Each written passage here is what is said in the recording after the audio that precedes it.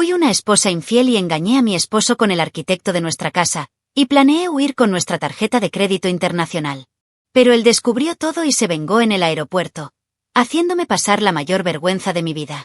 Si te gustan las historias de traición y venganza, dale me gusta al vídeo, suscríbete al canal y activa la campanita para recibir notificaciones de nuevas historias. Mi nombre es Camila, tengo 34 años y soy gerente de marketing en una mediana empresa. Siempre he estado muy dedicada a mi carrera y durante muchos años esto fue parte de mi identidad. Me levanté temprano, me ocupé de la casa, de mi cuerpo, de mi mente, o al menos lo intenté. Ella era la típica mujer a la que todos decían ten la vida perfecta. En el exterior, tal vez.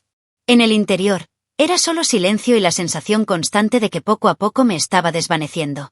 Siempre pensé que era madura, centrada, fiel, hasta que comencé a cuestionarme si todo valía la pena. Especialmente cuando empezamos a sentirnos invisibles dentro de nuestra propia casa. El nombre de mi marido es Javier. Tiene 37 años y trabaja como ingeniero civil. Siempre fue un hombre correcto, metódico y hasta afectuoso, al principio. Nos conocimos en la universidad y fuimos la pareja modelo durante mucho tiempo. Nos casamos después de 5 años de noviazgo y pasamos otros 8 años juntos como marido y mujer. Pero los 2 últimos estaban secos. Dormíamos en la misma cama, pero parecía que había paredes entre nosotros. Todo era rutinario, los mismos horarios, las mismas cenas de los sábados, las mismas preguntas poco interesantes. A veces decía cosas solo para ver si todavía estaba prestando atención. Y cuando no reaccioné, morí un poco por dentro. No hubo traición, ni gritos, ni drama. Pero tampoco había calor, ni deseo, ni conexión real. Javier parecía un compañero de cuarto que compartía mi factura de Netflix. A veces pasaba noches enteras frente al ordenador, trabajando en proyectos que nunca terminaban.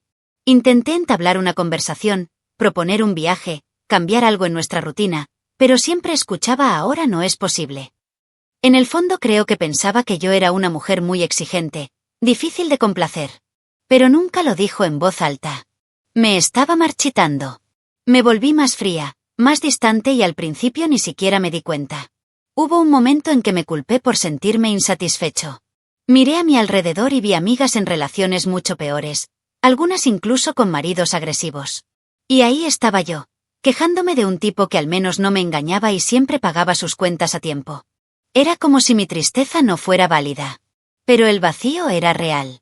El deseo de salir de casa sin decir nada, solo para volver a sentir el mundo exterior. Me vi en el espejo y ya no sabía si me gustaba la mujer en la que me había convertido. Un robot con lápiz labial y chaqueta. Aún así, seguí intentándolo. Decidimos renovar la casa y lo vi como una oportunidad para reavivar algo entre nosotros. Pensé que crear un nuevo hogar, con nuestra propia apariencia, podría volver a unirnos más. Y por un momento casi creí que esto funcionaría. Pero la verdad es que en este intento de reconstruir la casa, no tenía idea de que estaba a punto de demolerla en toda mi vida. Y que el hombre que vino a ayudar con los muros terminaría rompiendo todas mis defensas. Si hubiera sabido lo que me esperaba, tal vez habría hecho todo diferente, o tal vez no. Hoy, mirando hacia atrás, veo que la traición comenzó mucho antes de que existiera el beso. Todo empezó cuando dejé de sentirme amada.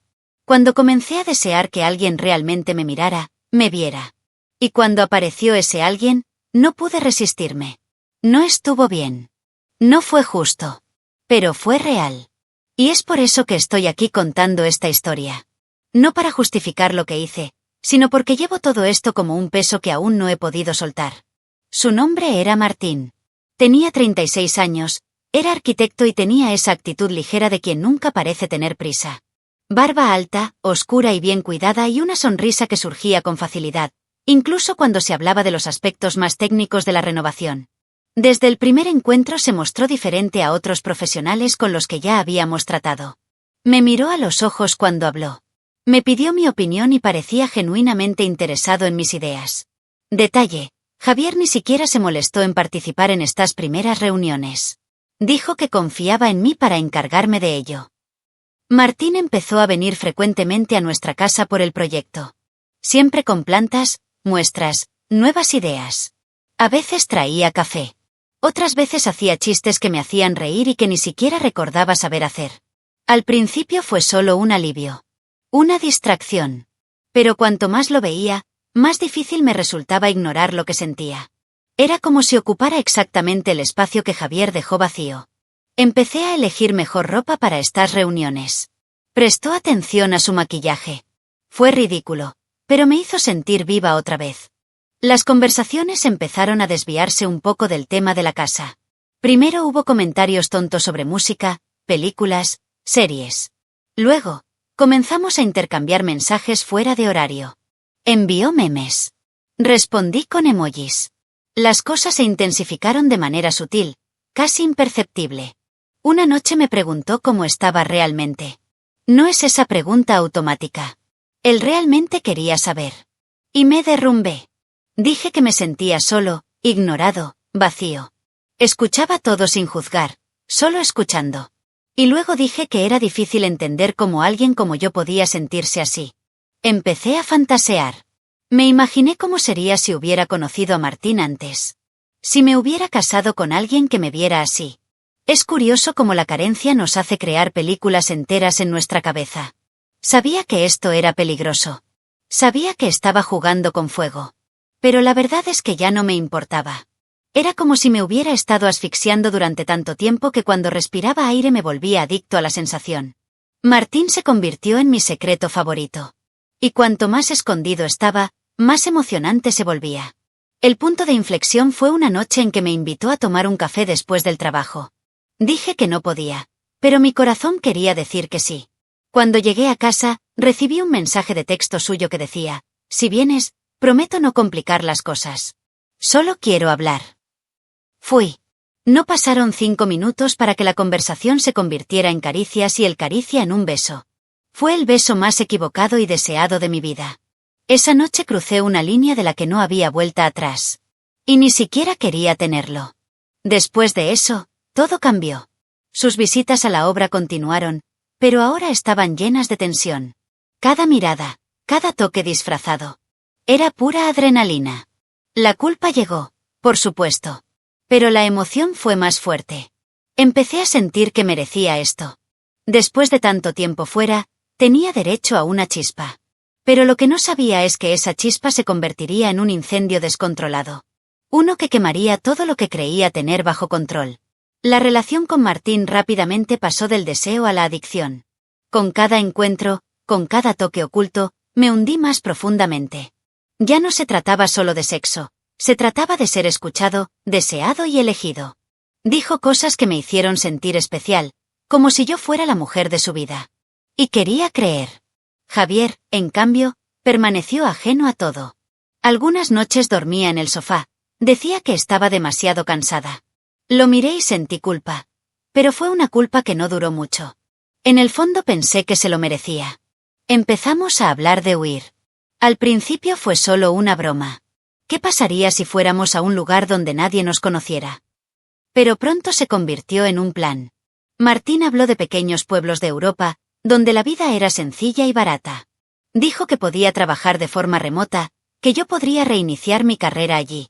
Al principio me reí. Luego comencé a investigar pasajes. Fue una locura.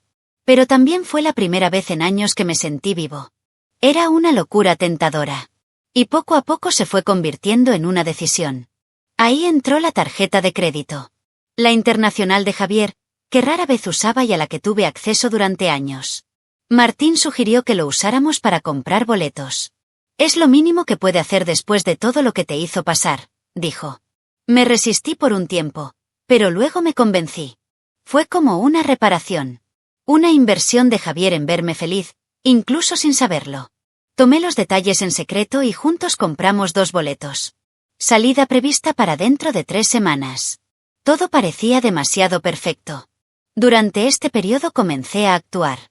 Dijo que iba a reuniones cuando estaba con Martín. Inventé viajes cortos de trabajo para ir a verlo a otra ciudad. Mentir se convirtió en mi idioma principal. Pero no me sentí tan mal. En mi cabeza, fue solo una transición. Pronto todo eso terminaría. Me dije a mí mismo que a Javier ni siquiera le importaría. Que él, en el fondo, lo preferiría así. Que era mejor que seguir viviendo en ese matrimonio sin amor. Creí esta versión de la historia tan firmemente como pude. Cada día me alejaba más del mundo real. Empecé a desconectarme de los amigos, dejé de visitar a mis padres. Lo único en lo que podía pensar era en el día en que escapé. En la maleta que ya había empezado a empacar en secreto. En el nuevo comienzo con Martín. A veces soñaba despierta con la escena del aeropuerto. Yo dejando ese país, esos recuerdos, esa vida. Era casi un guión de película en mi cabeza. Pero lo que no sabía es que alguien más también había empezado a escribir un guión. Uno completamente diferente. Y que yo era solo el personaje ingenuo de la tragedia. En los últimos días previos al viaje, Martín estuvo ansioso. Enviaba mensajes todo el tiempo preguntándome si tenía razón. Dije que sí. De eso estaba seguro. Y realmente lo fue. No había vuelta atrás. En mi cabeza, lo que estaba haciendo era coraje, era liberación. La mujer sumisa e invisible finalmente había decidido elegirse a sí misma. Eso es lo que yo creía. Esa fue la mentira que me dio fuerzas. No sabía que ese plan de escape sería en realidad mi propio cautiverio emocional. Y que todo estaba a punto de desmoronarse de una manera que nunca hubiera imaginado. Pensé que tenía el control. Quien podría equilibrar ambos mundos con una ligereza casi profesional. Durante el día, la esposa dedicada y sonriente. Por la noche, mensajes ocultos, reuniones apresuradas, planes susurrados. Pero las mentiras son como las grietas. Con el tiempo empiezan a extenderse. Empecé a olvidar lo que le había dicho a quién. Una vez mencioné un restaurante al que solo iba con Martín y a Javier le pareció extraño. En otra ocasión dejé un perfume que no era mío en el auto. Pequeños defectos. Pequeñas advertencias. Lo cual, por supuesto, ignoré. Javier empezó a actuar diferente. Más atento, más tranquilo. Me miraba extraño, como si estuviera juntando piezas. Incluso bromeé una vez, ¿por qué me miras así? Y él simplemente respondió, estoy tratando de entender algunas cosas. Me reí, pero por dentro me quedé helado. Era la primera vez que me preguntaba si lo sabía. Pero aún así, seguí adelante. Lo subestimé. Pensé que si me hubiera enterado, me habría asustado y lo habría confrontado. Pero Javier estaba calculando. Esperó. Yo miré. Y no me di cuenta de que estaba cavando mi propia tumba. Mientras tanto, Martín empezó a cambiar también. Estaba más nervioso, impaciente. A veces me trataba con cierta soberbia, como si se tratara de un niño. Cuando le pregunté qué pasaba, dijo que era simplemente el estrés del viaje. Pero comencé a sentir que algo estaba fuera de lugar. Un día fue grosero por teléfono y me colgó. Otro llegó tarde a una reunión y parecía distante. Aún así, continué. Después de todo, ya lo había apostado todo a esa fuga. No podía rendirme ahora. Empecé a sentirme sola otra vez, pero ahora era peor. Porque había destruido mis cimientos para construir algo que también empezaba a desmoronarse. Pero me aferré a la idea de que era solo una fase, que todo estaría bien después. Que era solo estrés antes que libertad. Seguí mintiéndole a Javier, aunque no sabía si todavía me creía. Y cuanto más mentía, más me hundía en una angustia que intentaba ignorar. Estaba rodeada de desconfianza, tensión y un silencio que gritaba más que cualquier discusión. Hubo un día que Javier salió temprano del trabajo y me pilló revisando una maleta en la habitación de invitados. Inventé alguna excusa, dije que iba a visitar a un amigo y necesitaba ocultarle el regalo sorpresa. Él sonrió. Pero era una sonrisa extraña e incómoda. Una sonrisa que me marcó. Después de eso, empezó a salir más de casa. Dijo que estaba arreglando cosas en el trabajo, pero regresaba tarde, a veces oliendo alcohol. Y yo, que tanto anhelaba la libertad, comencé a sentir un miedo que no podía explicar. Esa semana algo cambió en el aire. Era como si el universo me advirtiera que el juego había cambiado, pero yo seguía insistiendo en jugar con las viejas reglas. Cada mensaje de Martín sonaba más lejano. Cada silencio de Javier parecía lleno de significados ocultos. Estaba entre dos hombres y, por primera vez, no me sentía deseada por ninguno de ellos. Pero aún así seguí el plan. Al fin y al cabo, los billetes estaban comprados y la tarjeta ya estaba utilizada. Y mi cabeza insistía en creer que lo peor ya había pasado. No tenía idea de que el verdadero infierno ni siquiera había comenzado todavía. El día del viaje amaneció extraño. El cielo estaba despejado, hacía buen tiempo e incluso el desayuno tenía un sabor diferente. Javier se despertó silencioso pero gentil. Me besó en la frente antes de irse y me dijo, Cuídate hoy. En ese momento pensé que era simplemente otra frase neutral. Pero luego, recordar, ese beso fue un adiós. El corazón latió más rápido cuando se fue. Estaba sola, con mi maleta hecha escondida en el baúl, un boleto impreso en el fondo de mi bolso y mi celular lleno de mensajes de Martín. Martín parecía emocionado. Envió audios diciendo que estaba en camino, que todo se arreglaría. Nos encontramos en la puerta 32, Terminal Internacional. Lo leo como quien lee una carta de amor. Cada palabra parecía una promesa. Me di una ducha tranquila, me puse la ropa que había elegido días antes, discreta, cómoda, elegante. Quería que mi nueva vida comenzara con estilo. Antes de partir, dejé una nota fría, casi mecánica: necesitaba esto. Un día lo entenderás. Lo doblé y lo dejé sobre la mesa de la sala, al lado de la taza que siempre usaba. Y me fui sin mirar atrás. El viaje hasta el aeropuerto fue casi irreal. Ponía música alegre en la radio y, entre los semáforos, sonreía para mis adentros. Era como si estuviera viviendo el estreno de una película de evasión. El sonido de la maleta rodando en el estacionamiento, el olor del aeropuerto, el sonido de los anuncios por el altavoz, todo parecía mágico.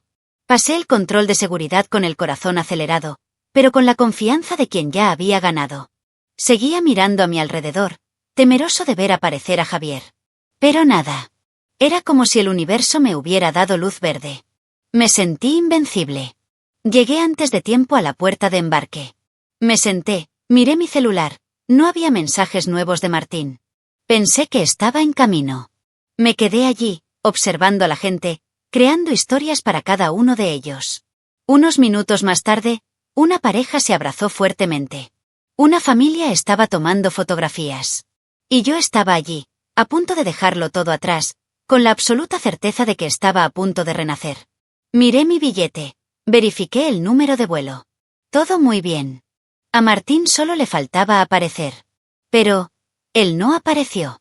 Y fue entonces cuando el malestar empezó a crecer. Miré mi celular nuevamente.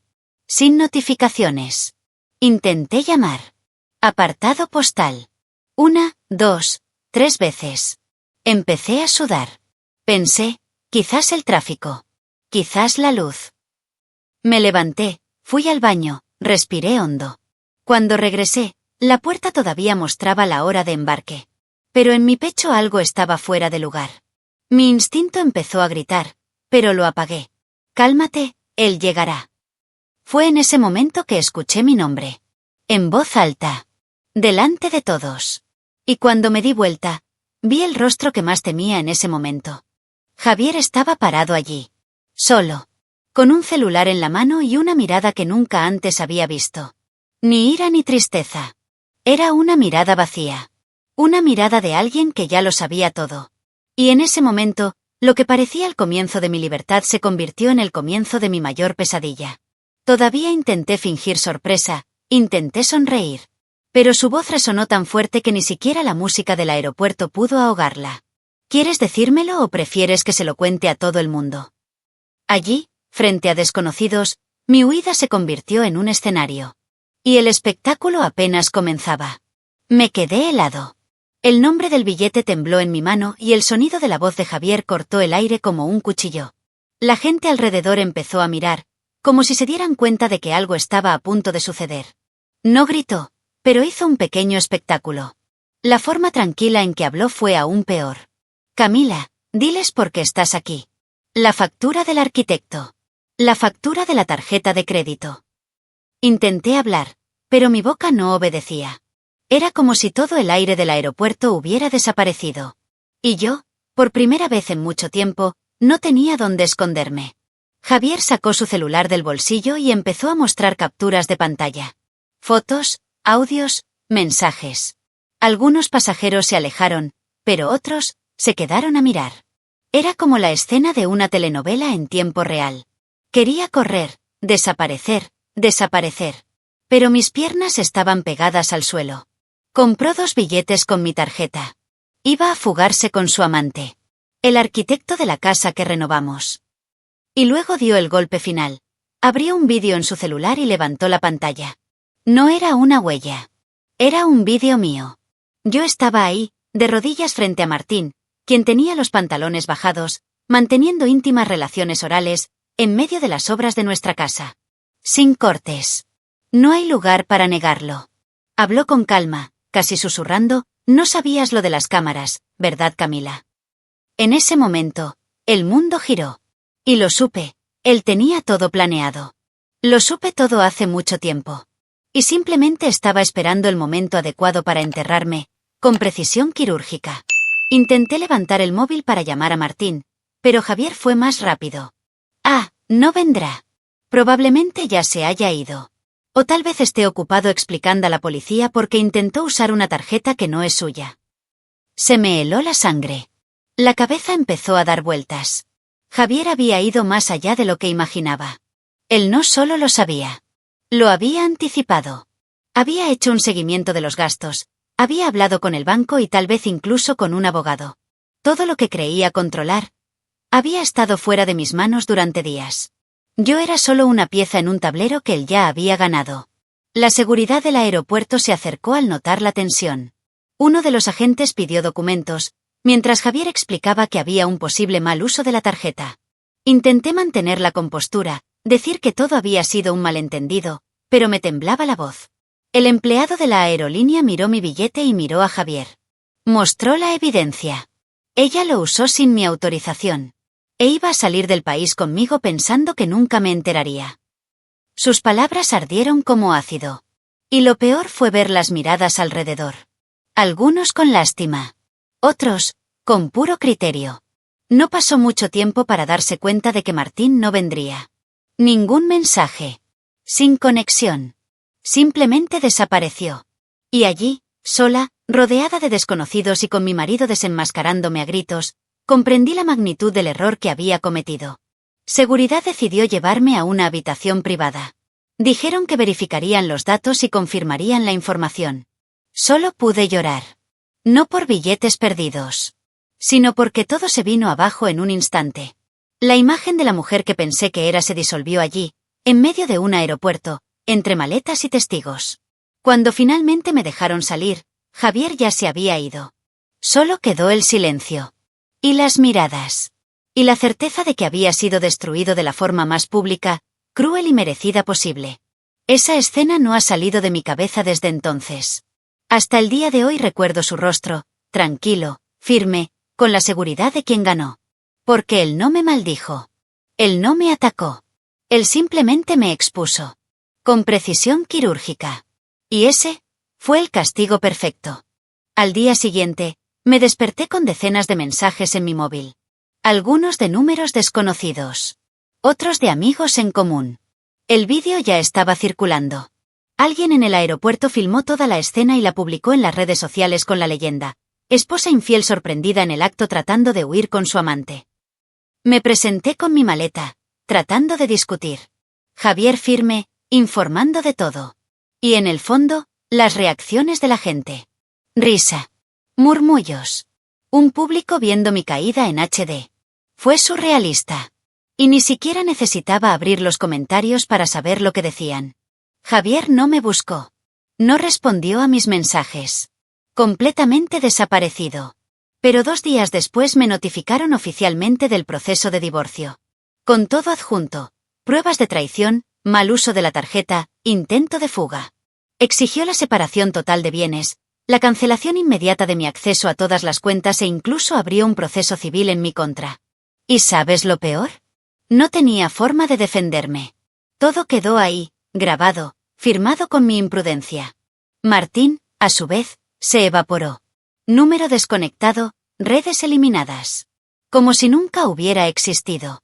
La empresa donde trabajaba tampoco pasó por alto el escándalo. Aunque se trataba de mi vida personal, el vídeo se volvió tan viral que llegó a los directores. Me llamaron para hablar. Dijeron que estaban dañando la imagen de la empresa. 2 días después me despidieron. No me arrepiento, Camila. Es solo una cuestión de reputación. Salí de la habitación con la carpeta en la mano y el alma vacía. En una semana perdí a mi marido, mi futuro, mi trabajo y mi dignidad. La gente me miraba en la calle y susurraba. Algunos incluso sonrieron como si me reconocieran. La familia de Javier cortó inmediatamente el contacto. Y mi Mi madre me llamó llorando. Dijo que no entendía cómo había sido capaz de algo así. Mi padre ni siquiera me habló. Mis hermanos me bloquearon. Los amigos desaparecieron. Incluso aquellos que antes me aplaudían por ser independiente y audaz ahora fingían no conocerme. El silencio fue ensordecedor. La vergüenza era insoportable. Intenté borrar el vídeo de internet, pero ya era demasiado tarde. Ya estuvo en varios canales de chismes, grupos de WhatsApp, foros. Me convertí en una broma. En ejemplo. En alerta. Y para colmo vino la demanda contra Martín. Javier lo había denunciado por mal uso de datos e intento de fraude. Como usó mi celular y mi acceso a la tarjeta de Javier, la investigación se volvió en nuestra contra. Pero desde que Martín desapareció me quedé con el peso de todo. Tuve que dar una declaración, explicar la relación, admitir que proporcioné los datos. Vergonzoso. Humillante. Cada frase registrada en un documento oficial. Le facilité voluntariamente el número de tarjeta y la contraseña al señor Martín. ¿Cómo llegué a este punto? Ya ni siquiera lo sabía. En los meses siguientes, mi vida quedó vacía. Sin trabajo, amigos, planes. Solo yo y el eco de la destrucción que dejé atrás. Javier siguió adelante. Descubrí que se mudó, vendió su casa y volvió a asistir a eventos, rodeado de gente que lo trataba como a un héroe. ¿Y yo? Me convertí en la ex del escándalo. Un nombre recordado con burla. Un rostro señalado con juicio. Y por más que intenté justificar internamente todo lo que me llevó allí, en el fondo, lo sabía. Yo mismo destruí todo. Y ahora estaba sola con los escombros. Hoy se cumple casi un año desde aquel día en el aeropuerto. E incluso ahora, mientras escribo esto, todavía siento el nudo en la garganta. No cuento esta historia para victimizarme. Sé exactamente lo que hice. Engañé a un hombre que confiaba en mí, traicioné un matrimonio de años, me dejé llevar por una fantasía egoísta. Pero eso no significa que no haya dolido. Que no siga doliendo. La vergüenza se ha convertido en parte de mi vida cotidiana. Aparece en las miradas torcidas, en las puertas que ya no se abren, en los silencios incómodos cuando alguien me reconoce. Intenté contactar con Martín más tarde, aunque sabía que era inútil. Envié correos electrónicos, mensajes, incluso busqué conocidos en común. Nada. Desapareció. Nunca más me respondió. Nunca se disculpó. Nunca dio una explicación. Él simplemente se escapó. Y eso fue quizás lo más doloroso. Darme cuenta de que no era más que una pieza desechable de un juego. Un plan de escape que abandonó cuando se volvió demasiado. Al final me traicionó tanto como yo traicioné a Javier. Pero no tenía a nadie que me defendiera. Lo único que quedaba era mirarse en el espejo. Pasé meses aislándome. Dejé de salir, de publicar y de intentar quedar bien. Empecé a ir a terapia después de un ataque de pánico en el supermercado, cuando una mujer pasó junto a mí y se rió burlonamente. Fue allí donde me di cuenta de que estaba tratando de vivir como si nada hubiera pasado, pero todo seguía dentro de mí. La culpa. Arrepentimiento. La sensación de que, aunque yo había causado todo, seguía siendo humana. Todavía lo sentí. Todavía quería empezar de nuevo. La psicóloga me dijo que admitir todo eso ya era un paso. Pero hay días en los que ni siquiera levantarse de la cama parece posible. ¿Javier? Él está bien. Por lo que me han dicho, conoció a alguien nuevo. Parece feliz. Y, sinceramente, me alegro por él. No tengo odio. No estoy enojado. Solo una amarga tristeza al saber que lo lastimé tanto. Que él confiaba en mí y yo rompí esa confianza de una manera pública, vergonzosa y cruel. Ya he pensado en escribir una carta. Pide perdón. Pero sé que no quiere escuchar mi voz. Y tal vez tenga razón. Porque hay excusas que no solucionan nada. Solo sirven para aliviar la conciencia de quienes lo destruyeron todo. Hoy vivo sola, en una casa pequeña, con un trabajo sencillo que conseguí con la ayuda de un primo lejano. Vivo con poco, pero al menos no tengo más mentiras. No sé si algún día reconstruiré completamente mi vida. Todavía tengo crisis, todavía me despierto asustado con recuerdos del aeropuerto, del vídeo, de la exposición. A veces sueño con Javier, a veces con Martín. Pero la verdad es que ya no sueño con escapar. Ahora solo quiero encontrar algún tipo de paz. Un rincón donde puedo respirar sin miedo. Si has llegado hasta aquí esperando un final redentor, no tengo eso para ofrecerte. Todavía estoy en el proceso. Sigo siendo la mujer que engañó. Lo que quedó expuesto. El que cayó. Pero también soy la mujer que aprendió, aunque sea tarde. ¿Quién entendió que la libertad no se trata de huir de algo, sino de enfrentar quién eres realmente? Y me quedo mirando. Cada día. Avergonzado, sí. Pero también con la esperanza de que algún día todo este dolor se convierta en solo un recuerdo. Y que finalmente pueda perdonarme a mí mismo. Deja tu opinión en los comentarios, dale me gusta al vídeo y suscríbete al canal para recibir notificaciones de nuevos vídeos, y también ayudarnos a llegar a más personas y formar una comunidad. Disfruta y mira una de las historias que van apareciendo a continuación sobre nuevas denuncias de traiciones y venganza. Hasta la próxima.